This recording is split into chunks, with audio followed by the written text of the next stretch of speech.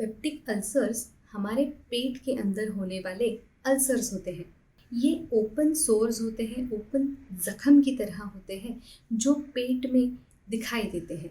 Peptic ulcers पेट में भी हो सकते हैं या हमारे इंटेस्टाइन्स के ऊपरी हिस्से में, जिसे डिओडेनम कहा जाता है, उसमें भी दिखाई दे सकते हैं।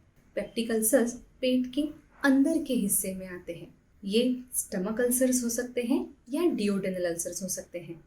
पेप्टिक अल्सर्स सबसे कॉमनली एच पाइलोरी नाम के एक बैक्टीरिया के इन्फेक्शन की वजह से होते हैं। कोई अगर बहुत ज़्यादा NSAIDs यानी कि non steroidal anti inflammatory drugs का इस्तेमाल कर रहा हो, जैसे कि आइब्यूप्रोफेन या नेप्रोक्सिन, ऐसी ड्रग्स का कोई अगर रेगुलर बेसिस पे इस्तेमाल कर रहा हो तो उन लोगों में भी पेप्टिक अल्सर्स होने के चांसेस बढ़ जाते हैं।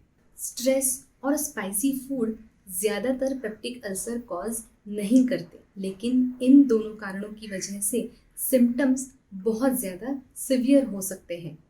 पेप्टिक अल्सर के सिम्टम्स में सबसे कॉमन सिम्टम होता है पेट में दर्द होना।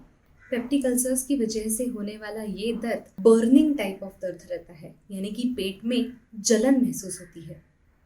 कई बार पेप्टिक अल्सर के पेशेंट्स हार्ट बर्न यानी कि छाती में जलन महसूस होना, ऐसा भी कंप्लेन कर सकते हैं।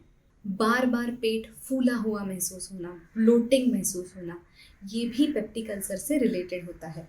पेप्टिक अल्सर्स में कई बार नौशिया भी महसूस होता है, लेकिन वॉमिटिंग काफ़ी कम बार देखा गया है।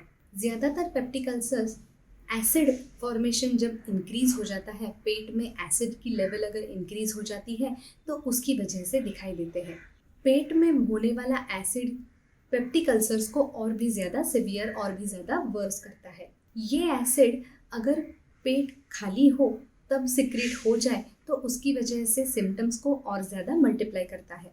इसीलिए पेप्टिक अल्सर का पेन, पेप्टिक अल्सर का बर्निंग खाना खाने के बाद काफ़ी हद तक कम हो जाता है। यूजुअली पेप्टिक अल्सर का दर्द खाना खाने के बाद यानी कि डिनर के बाद से लेके मिडनाइट तक दिखाई देता है। कभी कभी पेप्टिक अल्सर्स की साइज़ अगर बहुत छोटी हो तो पेशेंट को सिम्टम्स महसूस भी नहीं होते। एट द सेम टाइम कभी कभी किसी किसी में पेप्टिक अल्सर्स के काफ़ी सीवियर सिम्टम्स दिखाई देते हैं।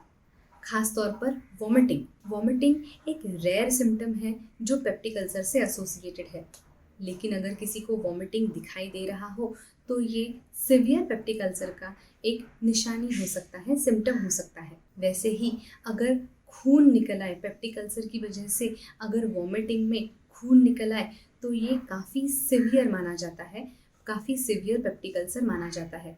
इसके अलावा अगर स्टूल्स में बहुत ज़्यादा खून जाने लगे या स्टूल्स पूरी की पूरी ब्लैक में दिखाई दे, एपेटाइट में चेंजेस आने लगे, वज़न कम होने लगे या फिर एक डिस्कम्फर्ट महसूस होने लगे, तो ये सारे सिम्टम्स पेप्टिक अल्सर से रिलेटेड हो सकते हैं। अगर आपको या आपके किसी नज़दीकी इंसान को पेप्टिक अल्सर के सिम्टम्स नज़र आ रहे हो तो उन्हें तुरंत डॉक्टर को संपर्क करने का सुझाव दें।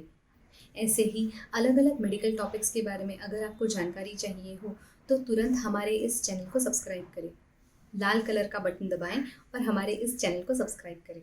Thank you.